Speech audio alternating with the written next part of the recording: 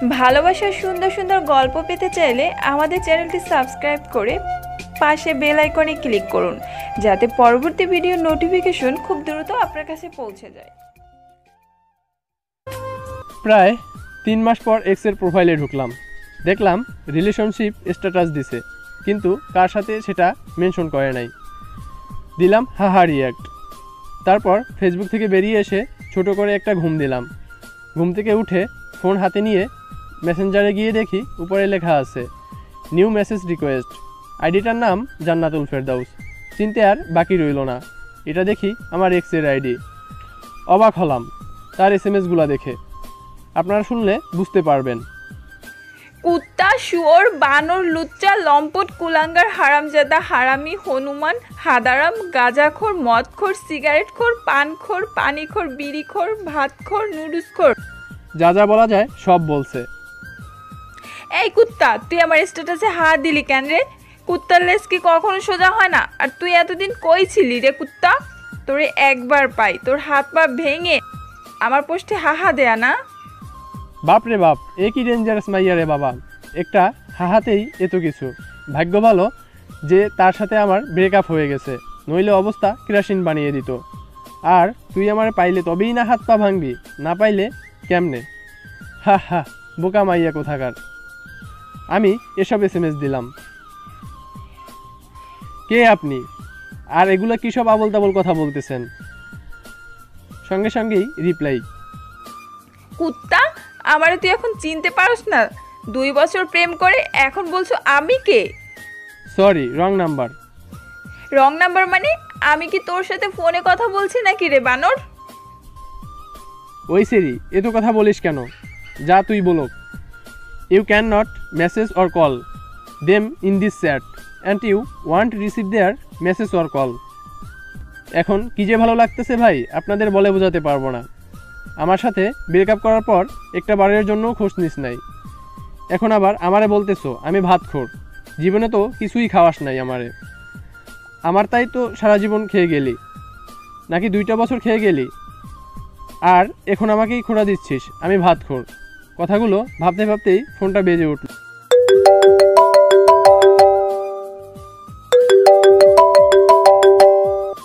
নাম্বারটা অচেনা। ধরলাম তারপর উপাস থেকে। এই কুত্তা, তুই আমাকে ব্লক মারলি কেন? শুয়োর, তাড়াতাড়ি ব্লকটা উঠা, বললাম না কথা আছে তোর সাথে। দিলাম ফোন কেটে, আর নাম্বারটা ব্লক লিস্টে। ওহ, কি মজা রে মজা। টানা 2টা বছর জ্বালাইছিস। 3 মাস যাবৎ তো ভালোই ছিলাম, কী জন্য যে হাহা দিতে গেলাম, ধুর, ভাল লাগে না। টানা 2 বছর জ্বলছি, আর জ্বলতে চাই না। আবারও ফোন আসলো, ধরলাম।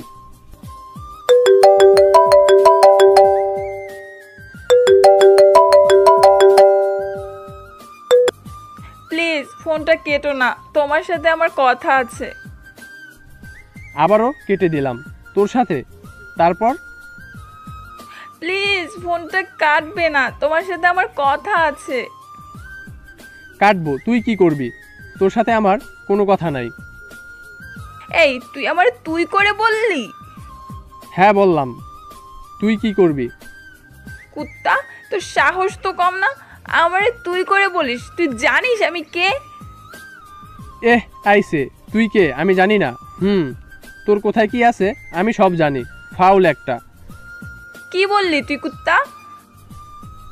কি বলবো আবার? তোরে আমি চিনি না, তুই কে তাই বললাম।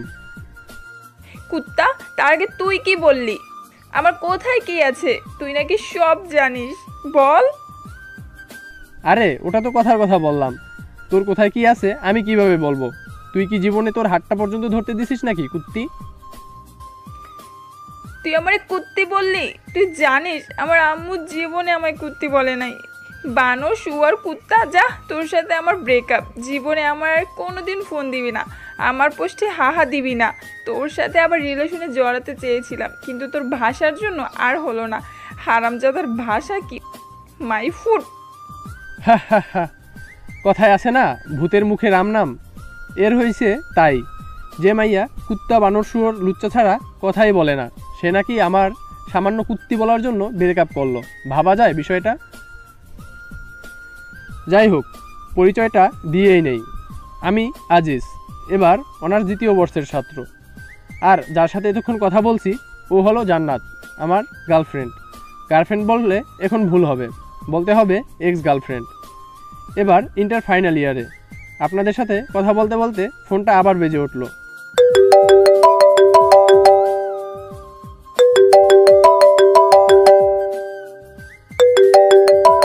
মেজাজটা আবার খারাপ হয়ে গেল। জান্নাত মনে করে নাম্বারটা না দেখেই ধরে বলতে শুরু করলাম, এই কুত্তি আবার ফোন দিলি কেন? তোর কি লজ্জা নাই? খুব তো বললি আর ফোন দিবি না, সেই তো ঘুরে ফিরে আবার আমার কাছেই ফোন দিলি। বেলজ্জ বেপর্দা বেহায়া মহিলা কোথাকার। ওপাশ থেকে, কি আবার তোমার কথা বলছিস বাবা? আমি তোর মা বলতেছি, তুই কি পাগল হলি নাকি? ফোনের দিকে তাকিয়ে দেখি, এমা এ তো দেখি সত্যি সত্যি আম্মুর নাম্বার। এখন কি বলবো আম্মুরে? আম্মু সরি আম্মু, ভুল হয়ে গেছে। ভুল মানে? তুই আমার কুত্তি বেহায়া বেপর্দা বললি? আম্মু আমি সত্যি তোমারে বলতে চাই নাই। তো কারে বলতে চাইছিলি? দাঁড়াও, তোমারে সব বুঝিয়ে বলতেছি। দাঁড়াইতে পারবো না, তুই বল। ওকে তাহলে শোনো, সব বুঝিয়ে বললাম। ও ঠিক আছে, বেশি চিন্তা করিস না, সব ঠিক হয়ে যাবে। তা কি জন্য ফোন দিয়েছিলে সেটা বলো। একটা খুশির খবর আছে বাবা, তুই বাড়িতে চলে আয়, তোর ভাইয়ের জন্য মেয়ে দেখবো, 2-1 দিনের মধ্যেই চলে আয়। ও আম্মু কি খবর দিলে গো? ভাইয়ার বিয়ে? আমি কালকেই বিকেলে চলে আসতেছি খুশি হয়ে, কারণ ভাইয়ের বিয়ে হয়ে গেলেই আমার পথ পরিষ্কার। ওকে আয়, সাবধানে আসিস কিন্তু। ঠিক আছে আম্মি বলেই ফোনটা কেটে দিলাম। কাল আগে ভার্সিটিতে গিয়ে ছুটি নিয়ে আসতে হবে, তারপর বিকেলের দিকে সোজা বাড়িতে। কিন্তু জান্নাতের জন্য খারাপ লাগতেছে, যদিও ব্রেকআপ করে থাকি তবুও তো ভালোবাসি মেয়েটাকে। অভিমানের বশে শুধু ব্রেকআপ করা। ব্রেকআপ করলেও তাও তো মেয়েটাকে একবার করে দেখতে পারি, কিন্তু বাড়ি গেলে তাও দেখা হবে না। জান্নাতের সাথে আমার পরিচয় আমার বন্ধুর বোনের মাধ্যমে। সেদিন ছিল নাবিলার বন্ধুর বোন জন্মদিন, আমিও যাই। সেদিন বুলবুল আমার বন্ধুদের বাড়িতে। জান্নাতুলকে সেদিনই প্রথম দেখি, তারপর প্রপোজ প্রেম, আর প্রেমের পর ব্রেকআপ। কি একটা জিনিস তাই না? ওকে প্রপোজটা আমি করছিলাম, আর ব্রেকআপটা করলো জান্নাত। পুরনো দিনের কথাগুলো ভাবতে ভাবতে কখন যে ঘুমিয়ে পড়ছি মনেই নেই। সকালে ঘুম ভাঙলো, ফজরের আজানের আওয়াজ শুনে নামাজ পড়ে এসে সব কিছু গুছিয়ে নিলাম। তারপর খাওয়া দাওয়া করে ভার্সিটিতে গেলাম। ভার্সিটিতে পৌঁছতেই, এই আজিজ এদিকে এসো। এর নাম রিয়া, খুবই গা ঘেঁষা একটা মেয়ে। আমাকে নাকি খুব তার পছন্দ, কিন্তু আমাকে আর জান্নাতকে যখন একসাথে দেখে তখন নাকি তার গা জ্বলে। হ্যাঁ বলো, তবে যা বলবে একটু তাড়াতাড়ি বলবে, আজকে আমার বেশি সময় নেই। তোমার কবে বা সময় থাকে গো সোনা আমার কাছে একটু বসতে? তোমার কি এমন সমস্যা হয় বলো তো? এই হাত ছাড়ো বলছি। হাত ধরলে কেন আবার? না ছাড়বো না। ও যখন তোমার হাত ধরে তখন তো কিছু বলো না, আর আমি ধরলেই দোষ, তাই না? আর তোমাদের তো এখন ব্রেকআপ হয়ে গেছে, হাত ধরলে তো কোনো সমস্যাই নেই। কোনো মতে হাতটা ছাড়িয়ে, সেটাই গো তো সোনামণি, আমার গুলোগুলোটা রিয়া সোনা। তুমিই তো এখন আমার হাতটা ধরে থাকবে। কিন্তু ওই যে বললাম আমার আজ একটু কাজ আছে, কাজটা সেরেই আসি, আমার হাতটা তোমাকে দিয়ে দেব। কেমন রিয়া সোনা? একবার ছুটিটা নিয়ে আসি, তারপর তুই আমারে কেমনে পাস তা দেখা যাবে মনে মনে। রিয়া যেন খুশিতে অবাক। আমি যে ওর সাথে এত ভালোভাবে কথা বলবো বিশ্বাসই করতে পারে নাই। তুমি আমাকে সোনা বললে আজিজ? হ্যাঁ গো সোনা, আর কত কি বলবো। আমি কাজটা সেরে আসি, তারপর না হয় সব হবে। ঠিক আছে, কিন্তু কোথায় যাবে? প্রিন্সিপালের রুমে। আচ্ছা তুমি তাহলে যাও, আমি তোমার জন্য এখানে অপেক্ষায় থাকি। আরে না, তোমার অপেক্ষা করতে হবে না, তুমি বরং ক্লাসে যাও, আমি কাজটা সেরেই আসতেছি। ঠিক আছে, তাড়াতাড়ি আসবে কিন্তু, আমি ক্লাসে গেলাম। হ্যাঁ তুই তাড়াতাড়ি যা, আর আমি আগে ছুটিটা নিয়ে আসি, তারপর তুই আমারে কেমনে পাস তা দেখা যাবে। ওখান থেকে প্রিন্সিপালের রুমে আসলাম। তারপর ছুটিটা নিয়ে দিলাম এক দৌড়ে হোস্টেলে। তারপর ব্যাগটা নিয়ে বাসে। এদিকে রিয়া ভাবছে স্যারের রুমে আজিজ এতক্ষণ কি করে, একবার দেখে আসতে হবে। যেই ভাবা সেই কাজ, কিন্তু কি স্যারের রুমে তো আজিজ নাই, একবার স্যারকে জিজ্ঞেস করতে হবে। আসতে পারি স্যার? জি আসো। আর তোমরা লেখাপড়া করো কেন বলতে পারো? আসতে পারি স্যার, এই কথাটা ইংরেজিতে বলা যায় না? Sorry sir. ইটস ওকে, আর সরি বলতে হবে না। কী জন্য এসেছো তাই বলো। স্যার আজিজ কি আপনার এখানে আসছিল? আসছিলেন। ছেলেটা খুব ভালো। স্যার জানি, কিন্তু কি জন্য এসেছিল স্যার? ছুটি নেওয়ার জন্য।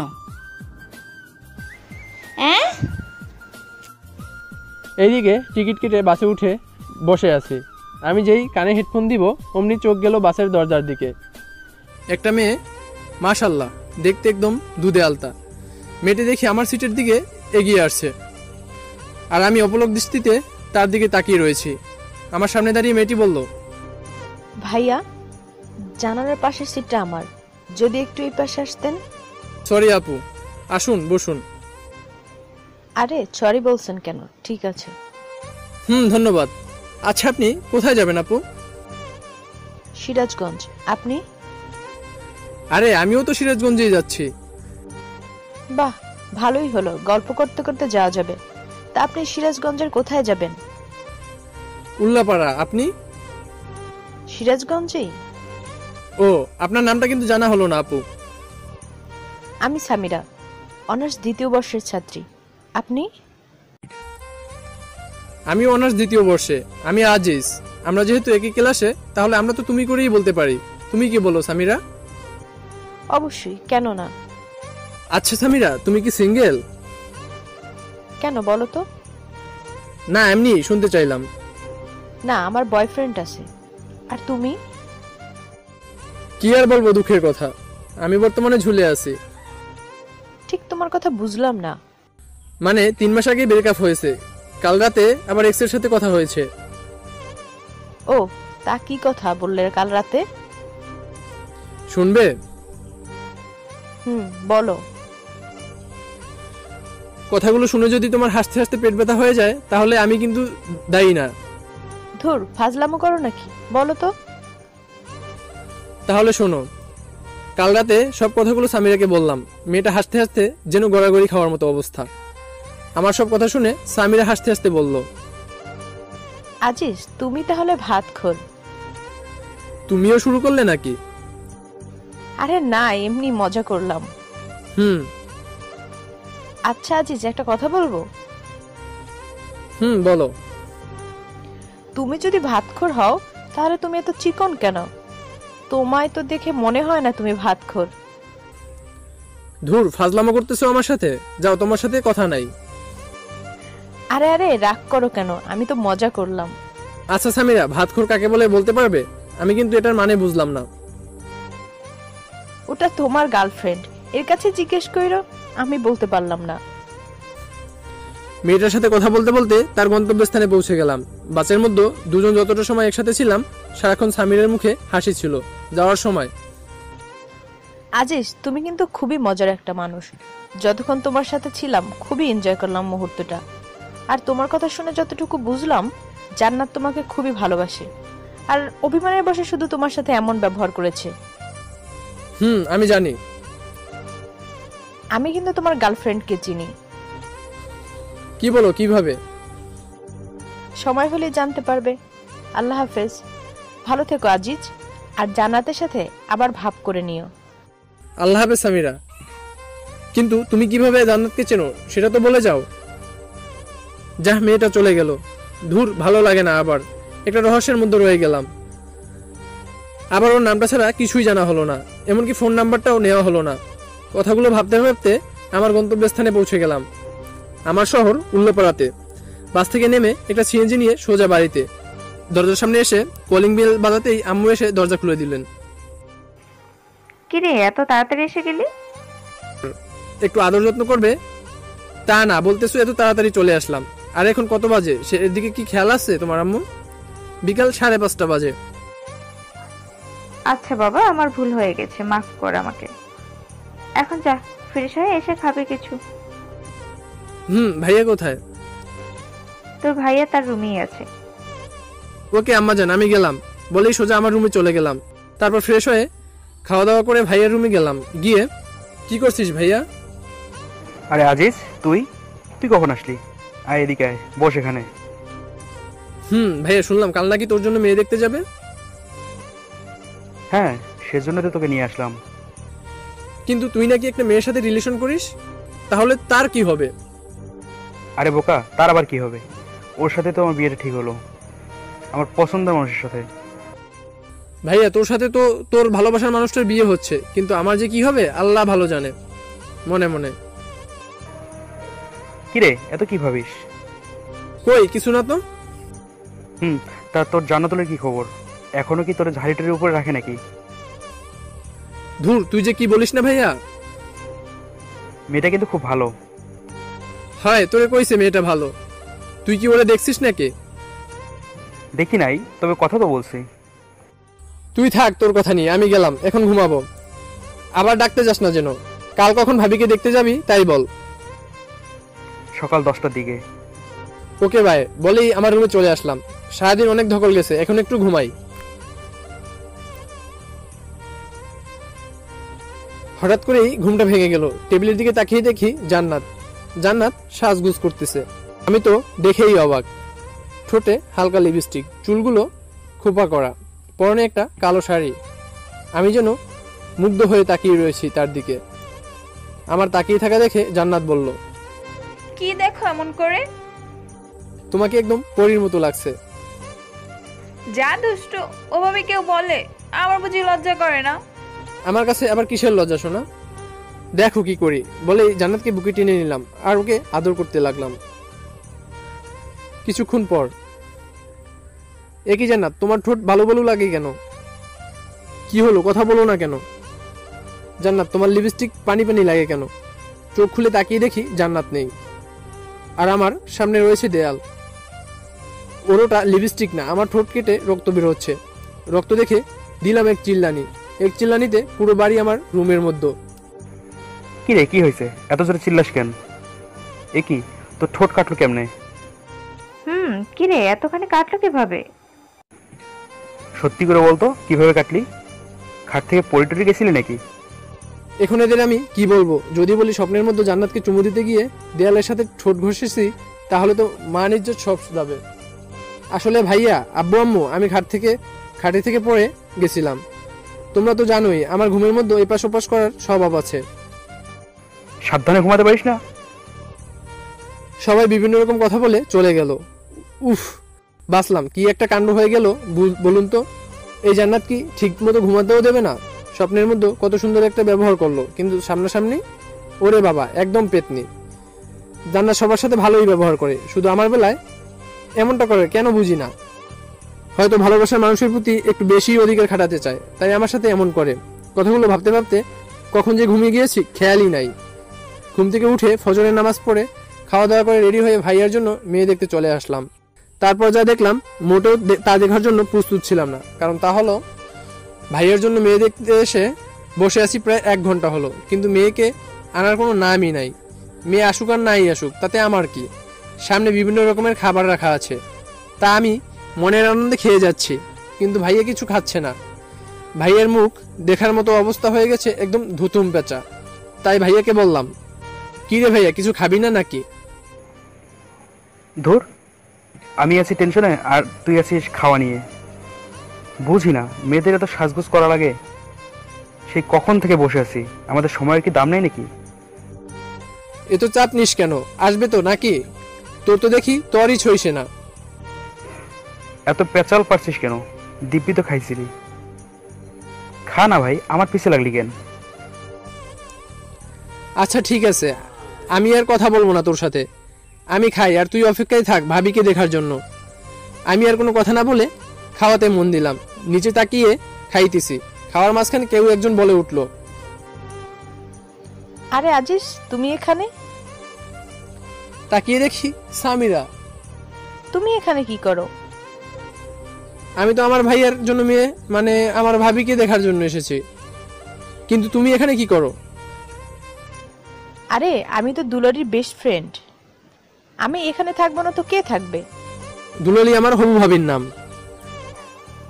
কি রে, তোরা একে অন্যকে চিনিস নাকি? হ্যাঁ আম্মু, কাল আমি আর সামিরও তো একই সাথে আসছি।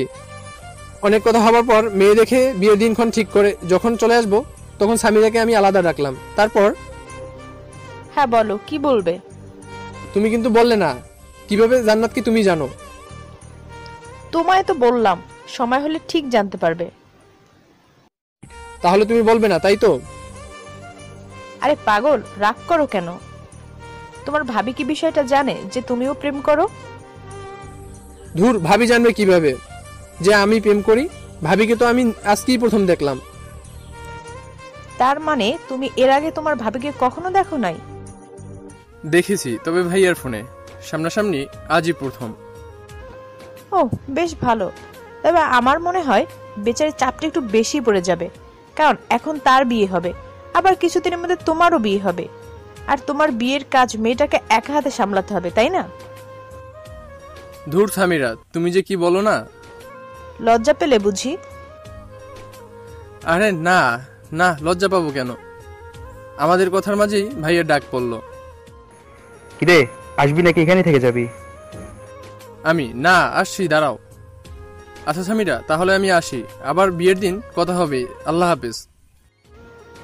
সাবধানে যাবে। আল্লাহ হাফেজ।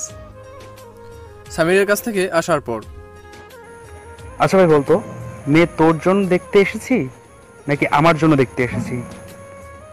আমি হঠাৎ এমন কথা কেন বলছিস ভাইয়া? ঠিক বুঝতে পারলাম না। না, তোর যা ভাবসাব দেখছি তাই মনে হলো আর কি। কি পছন্দ হয়েছে নাকি?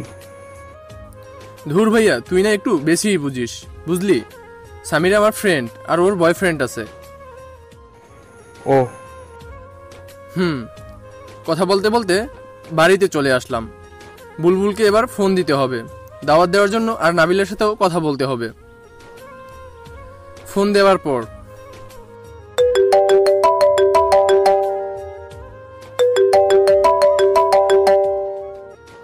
হ্যাঁ ভাই বল, কেমন আছিস? আলহামদুলিল্লাহ ভালো আছি রে দোস্ত, তুই কেমন আছিস? আলহামদুলিল্লাহ ভালোই। শোন, আগামী 10-11 তারিখ তো ভাইয়ের বিয়ে ঠিক হয়ে গেল। তুই আর নাবিলা আসবি, কিন্তু তোরা বরং 7-8 তারিখের দিকেই চলে আয়, অনেক কাজও করতে হবে। হ্যাঁ দোস্ত, সে না হয় বুঝলাম, কিন্তু নাবিলে তো মনে হয় যাইতেই পারবে না, কারণ 9 তারিখে ওর পরীক্ষা শুরু হবে। ও, তার মানে তো জান্নাতও আসতে পারবে না। আচ্ছা দোস্ত, তাহলে তুই চলে আয়, এখন রাখি। দেখতে দেখতে ভাইয়ের বিয়ের দিন চলে আসলো। বাড়ি ভর্তি মানুষ, সবাই যার যার মতো আনন্দ করছে। আমিও বন্ধুদের সাথে আনন্দ করছি, কিন্তু আনন্দের মাঝেও কিছু একটা যেন ফাঁকা ফাঁকা মনে হচ্ছে। আর সেই কিছু একটা হলো জান্নাত। হঠাৎ আমার সামনে সামিরা এসে হাজির, কিন্তু সে একা না, একটা ছেলের হাত ধরে আছে। আমাকে দেখেই ও বলল, হাই আজিজ, কেমন আছো? ভালো, তুমি? আমিও ভালো। আজিজ, এ হচ্ছে আমার বয়ফ্রেন্ড তৌসিফ, তৌসিফ আহমেদ শাওন। আর তৌসিফ, ও হলো আজিজ। তোমাকে তো বলেছি সব ওর বিষয়ে। হ্যালো ভাইয়া, কেমন আছেন? ভালোই আছি, কিন্তু আমার মনে হয় তুই ভালো নেই, তাই না? সামিরের কাছ থেকে যতটুকু জানা যায়, তোমার বিষয়ে সবকিছুই শুনলাম। তুমি তো সেই বিখ্যাত সবখোর। হ্যাঁ হ্যাঁ ভাইয়া, সবই কপাল। তাকে তো দেখতে পাচ্ছি না ভাই, আসেনি নাকি? আসলে ভাইয়া, তার তো এক্সাম চলছে, তাই আসতে পারে নাই। এভাবে সামিরা ও তার বয়ফ্রেন্ডের সাথে বলে বিয়ের আসরে চলে আসলাম। বিয়ের সব কাজ সম্পন্ন করে ভাবিকে নিয়ে আমাদের বাড়িতে চলে আসলাম। 7 দিন পর খাবার টেবিলে। আজিজ, একটা কথা ছিল। হ্যাঁ ভাবি, বলো। ভাই, তোমার একটা কাজ করতে হবে। আরে ভাবি, এভাবে বলছো কেন? বলো, তোমার জন্য তোমার এই ভাইটা কি কাজ করতে পারে? আসলে ভাই, আমার বোনটা আজকে আসবে আমাদের এখানে, তোমার তো একটু স্টেশনে যেতে হবে। ঠিক আছে ভাবি, তোমার চিন্তা করতে হবে না, আমি গিয়ে নিয়ে আসবো। কিন্তু ভাবি, তোমার বোনকে তো সেদিন বিয়েতে দেখলাম না। ওর তো এক্সাম চলছিল, তাই বাড়িতে আসতে পারে নাই, এখন সোজা আমাদের এখানে আসবে। ও, তা ভাবি, তোমার বোনের নামটা কি? জাসমিন। ঠিক আছে। ভাবির সাথে কথা বলে রুমে এসে ঘুমিয়ে বিকালের দিকে স্টেশনে গেলাম। অনেকক্ষণ হলো দাঁড়িয়ে আছি, শালার ট্রেন আসার নামই নাই। তাই স্টেশনের একটা বেঞ্চে বসে পড়লাম। কিছুক্ষণ পর একটা ট্রেন থামলো। ট্রেন থেকে নেমে দেখলাম একটা মেয়ে আমার দিকেই আসছে। মেয়েটা দেখে মনে হচ্ছে খুবই পর্দাশীল একটি নারী। পরনে একটা কালো বুকরা, হাতে হাত মোজা, পায়ে পা মোজা, মাথাটা বুকরার কালো কাপড় মানে হিজাব দিয়ে ঢাকা। আমার সামনে এসে মেয়েটা, আপনি কি আজিজ? কিন্তু আপনাকে তো ঠিক চিনলাম না। আমি জেসমিন। আর আপনি আমার বেয়াই, তাই না? বেআইন। আমি আপনার বেআই। কিন্তু বেআইন সাহেব, আপনি আমারে চিনলেন কেমন করে? আপনি তো আমায় আগে কখনো দেখেন নাই। আমি আসলে হয়েছে কি, গতকাল আপু আপনার একটা ফটো পাঠিয়েছিল, তাই চিনলাম আর কি। কিন্তু বেআইন, আপনার কণ্ঠটা কেমন জানি চেনা চেনা লাগে। কি কি কি বলেন? আমার কণ্ঠ চেনা চেনা লাগছে? আরে বেআইন, এমনি মজা করলাম। আপনি 10টা না 5টা না একটা মার তো বেআইন, তাই মজা করলাম। মাইন্ড করলেন নাকি? না না, মাইন্ড করব কেন? আমরা কি এখানেই দাঁড়িয়ে থাকবো, নাকি আমাকে আপনাদের বাড়িতে নিয়ে যাবেন বিআই মশাই? ও হ্যাঁ, চলুন চলুন। চলুন। তারপর বেআইনকে নিয়ে বাড়িতে চলে আসলাম আর ভাবিকে বললাম, ভাবি এই নাও তোমার আমানত, সশরীরে নিয়ে এসেছি। ভাইয়া, ধন্যবাদ। স্বাগত। শোনো, আমি এখন আবার ঘুমাবো, রাতে কিছু খাবো না, আবার ডাকতে যেও না যেন। বলেই রুমে গিয়ে দিলাম ঘুম। সকালে ঘুম থেকে উঠে বুকের উপর কিছু একটা ভারী ভারী অনুভব করলাম। মনে হচ্ছে কেউ আমার বুকের উপরে মাথা দিয়ে শুয়ে আছে। চোখ খুলে তাকিয়ে দেখি, এ তো জান্নাত। জান্নাত কিভাবে আমার রুমে আসলো আর আমার বুকের উপরে মাথা রেখে শুয়ে আছে কেন? নাকি আমি আবার সেদিনের মতো স্বপ্ন দেখছি? হয়তো স্বপ্নই হবে। সেদিন স্বপ্নে জান্নাত মনে করে দেয়ালের সাথে কি একটা কাণ্ড হয়ে গেল, ভাবতেই কেমন গা কেমন করে ওঠে। কিন্তু যদি এটা মানুষই না হয়, তবে এত ভারী ভারী লাগে কেন? হাতে একটা চিমটি কেটে দেখলাম, না এটা তো স্বপ্ন না, সত্যি এটা জান্নাত। এবার ধাক্কা দিয়ে দেখি কে এটা। এই মেয়ে, ওঠ, এই ওঠ। কি হয়েছে? এত ডাকছো কেন? তুমি এখানে কি করো আর আমাদের বাড়িতে আসলে কেমন করে? আমি তো এসেছি তোকে মারার জন্য। বুঝলাম আমাকে মারতে এখানে আসছো, কিন্তু আমার বুকের উপর কি করো? আমি তোমার রুমে এসে দেখি তুমি ঘুমিয়ে পড়েছো, তাই কিছু বলিনি। কারণ আমি যাকে মারি তাকে সামনাসামনি মারি। আমি কি ভীতু নাকি? তাও বুঝলাম তুমি ভীতু না, কিন্তু আমাদের বাড়িতে আসলে কেমন করে তাই বলো। কাল তো তুমি নিজেই আমাকে নিয়ে আসলে। কি বলো? আমি কখন তোমাকে নিয়ে আসলাম? কাল বিকেলে। ধুর, ফাজলামো করো নাকি আমার সাথে? কাল বিকেলে কোথায় থেকে তোমাকে নিয়ে আসছি? কেন, স্টেশন থেকে। আরে কাল তো আমি আমার ভাবির বোনকে স্টেশন থেকে নিয়ে আসছি, তোমাকে কখন নিয়ে আসলাম? তোর ভাবির বোন আমি। কিন্তু ভাবি যে বললো তার বোনের নাম জেসমিন। তোমার নাম তো জান্নাত, জান্নাতুল ফেরদাউস। জেসমিন আমার ডাক নাম, ওই নাম শুধু আপুই ডাকে। তার মানে এক্স গার্লফ্রেন্ড এখন আমার বেআইন? এই কুত্তা, তুই যে আমার এক্স বয়ফ্রেন্ড ছিলি বা তোর সাথে যে আমার কোনো সম্পর্ক ছিল, এটা যেন আপু না জানতে পারে। শুধু আপু না, কেউ যেন জানতে না পারে।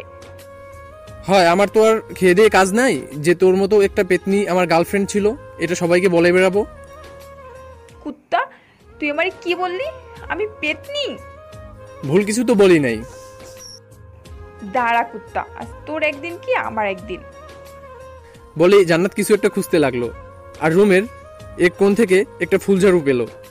ওইটা হাতে নিয়ে আমার দিকে তেড়ে আসলো মারার জন্য। যেই বাড়ি মারবে অমনি ভাবির ডাক পড়লো, জান্নাত, ওই জান্নাতুল, কই গেলি?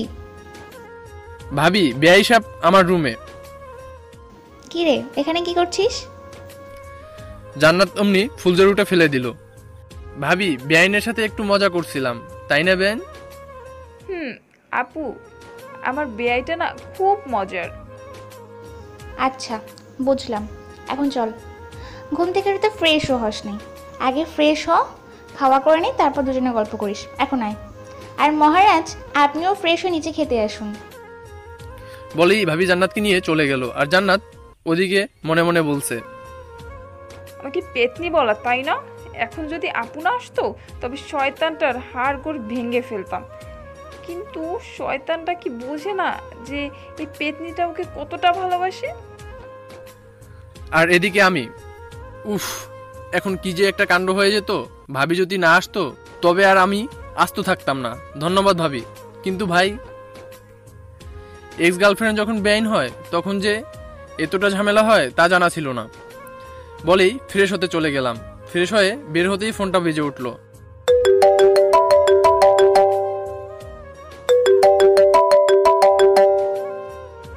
ফোনের স্ক্রিনের দিকে তাকিয়ে দেখি এ তো নাদিয়ার নাম্বার। নাদিয়া আমার স্কুল লাইফের ফ্রেন্ড, আর ও তো এখন চিটাগাঙে। রিসিভ করার পর, ওই কুত্তা, তুই নাকি এখন বাড়িতে? তো কি হয়েছে? তুই তো চিটাগাঙে এখন, তাই না? না, আমি বাড়িতে আসছি আজ প্রায় 5 দিন হলো। আর কুত্তা, তুই বাড়িতে আসবি আমায় বলবি না? আমি একা একা বাড়িতে বসে বসে বোরিং হচ্ছি। তুই কি আমায় বলতে পারছিস না যে তুই বাড়িতে আসছিস? আমি এত কিছু জানি না, বিকালে আমার সাথে দেখা কর তুই। আচ্ছা, তুই স্কুলের মাঠে চলে আয় বিকালে, আমিও আসতেছি। ওকে, এখন রাখি, বিকালে কথা হবে। বুঝি না মেয়েরা এত কথায় কথায় কুত্তা বলে কেন। নাদিয়ার সাথে কথা বলে খাবার টেবিলে চলে আসলাম। খাবার মধ্যে আম্মু বললেন, আজিজ, জি আম্মু। বিকালে জান্নাতকে নিয়ে একটু বেরিয়ে আসিস। মেয়েটা আসছে থেকে একা একা ঘরে বসে আছে। কিন্তু আম্মু, আজ তো। আমি কোনো কিন্তু শুনতে চাই না, যা বললাম তাই যেন হয়। ঠিক আছে, ওনাকে রেডি থাকতে বইল। কথাটা বলে জান্নাতের দিকে তাকালাম, দেখলাম মেয়েটা অনেক খুশি। বিকেলে বাইক নিয়ে বাইরে জান্নাতের জন্য অপেক্ষা করতেছি, কিন্তু মহারানী আসার খবরই নাই। কিছুক্ষণ পর একটা সাদা পরি যেন নেমে আসতে লাগলো আমার সামনে। এটা জান্নাত। সাজের আর বর্ণনার দিলাম না, কারণ আপনারাও প্রেমে পড়ে যেতে পারেন। জান্নাত দাঁড়িয়ে আছে দেখে আমি বললাম, কি হলো, উঠবেন না নাকি? নাকি আমি একাই চলে যাব? না না, দাঁড়াও, আমিও যাব। তাহলে উঠুন। আচ্ছা আজিজ, দেখো না আমাকে কেমন দেখাচ্ছে। ভালো। ও, জান্নাত হয়তো শুধু এইটুকু আশা করে নাই আমার কাছ থেকে। ও ভেবেছে আরো অনেক কিছু বলবো, কিন্তু পেতনিটা জানে না যে তাকে কতটা সুন্দর লাগছে। তারপর দুজন স্কুলের মাঠে চলে আসলাম। দেখি নাদিয়া আগে থেকেই বসে আছে। নাদিয়া আমাকে দেখে আমার কাছে চলে আসলো। এতক্ষণে আসার সময় হলো তোর? আমি সেই কখন থেকে বসে আছি। আর এই মেয়েটা কে রে দোস্ত? দোস্ত, ওর নাম জান্নাত, আমার বেআইন। ও, কিন্তু তোর সাথে যে আমার কিছু কথা আছে। তো বলো, কি কথা? না, এখানে না, তুই এইদিকে আয়। আর আপু, তুমি একটু এখানে বসে থাকো, আমরা আসছি। বলেই নাদিয়া আমার হাতটা ধরে টানতে টানতে নিয়ে ফাঁকা জায়গায় চলে এলো। আর এদিকে জান্নাত ভাবছে, এ কি গায়ে পড়া মেয়ে রে বাবা। এই সেমরি তো রিয়াপুর থেকেও বেশি গায়ে পড়া মেয়ে। আর কি এমন কথা যা আমার সামনে বলা গেল না? না, এই মেয়েটা আমার সুবিধার মনে হচ্ছে না। ধুর, ভাল লাগে না। আর এদিকে নাদিয়ার সাথে প্রায় 10 মিনিটের মতো কথা বলে জান্নাতের কাছে আসলাম। কি কথা হলো তা না হয় পরে একদিন শুনবেন, এখন থাক।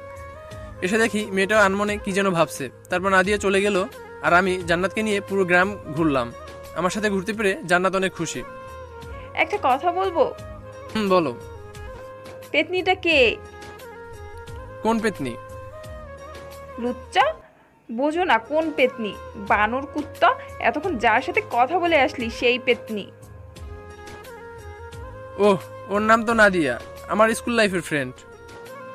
বুঝলাম। এখন চলো, বাড়িতে যাব। তারপর জান্নাতকে নিয়ে বাড়িতে চলে আসলাম।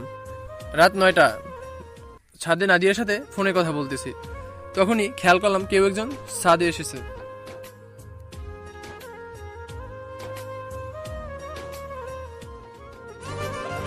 আজকের পর্ব এখানেই শেষ। আগামীকালকের আবারও নেক্সট পার্ট নিয়ে হাজির হব আপনাদের সামনে।